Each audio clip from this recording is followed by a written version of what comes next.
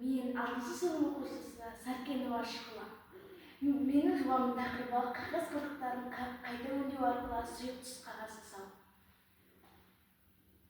Жобамның өзектілігі қазіргі таңда тұрмыстық қалдықтардың көбеюі экологиялық мәселенің бірі. Әсіресе қағаз қалдықтары қоршаған ортаға айтарлықтай зиян келтіреді. Қағазды қайта өңдеу табиғи ресурстарды үнемдеудің және қоқыс көлемін азайтудың тиімді жолы. Сұйық түс қағаз заманауи сәндік, экологиялық қауіпсіз қабырға жабыны. Оны табиғи талшықтармен қайта өңделген қағаз негізінде жасауға болады. Сондықтан қалдық қағаздарды пайдалана отырып сұйық түс қағаз жасау. Мақсаты қалдық қағаздарды қайта өңдеу арқылы экологиялық таза сұйық түс қағаз жасап, оның тиімділігін анықтау. Міндеті сұйық түс қағаз туралы теориялық мәлімет жинау. Қалдық қағаздарды қайта өңдеу тәсілдерін зерттеу. Қайта өңделген қағаздан сұйық түс қағаз дайындау. Дайын өнімнің сапасын бақылау. Экологиялық және экономикалық тиімділігін бағалау. Сұйық түс қағаз дегенде сұйық түс қағаз мақта немесе жібек талшықтарының желімінен және декоративті қоспалардың жылтыры минералды бояғыштан жасалған қабырға жабыны. Қабырғаға жабылғаннан кейін ол бір тұтас қабат болып қатады, жұмсақ фактураны береді. Кәдімгі түс қағаз сияқты тігіс болмайды.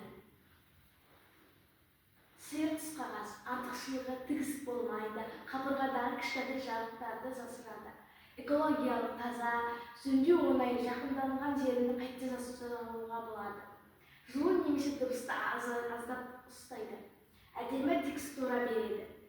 Кемшіліктері ылғалға аса төзеді. Ас үй немесе ваннаға жарамайды. Құрғауы 24-48 сағат. Ең бірінші біз керек емес қалдық қағаздарды алып сақтап аламыз.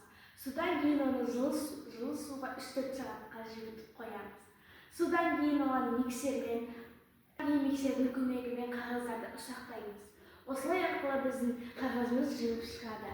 Судан кейін біз әртүрлі бояуларды қосаламыз. Декоративті көмей. Қалдық жылтырақтарды әдемілік үшін ұсақтап қосамыз. Судан кейін біз әртүрлі бояулар арқылы және де бұған дейтін қалдық жылтырақтардың орнына әртүрлі жіптерді қоя аламыз әдемілік үшін.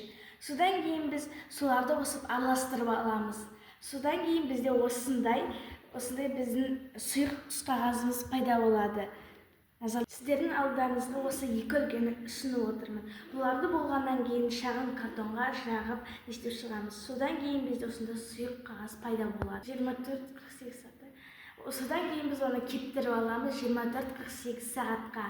Бұны біз магазиндегі сұйық қағаз жасау арқылы әртүрлі қалдық қағаздарды азайтып және де бөлмемізге сән дизайн келтіреміз.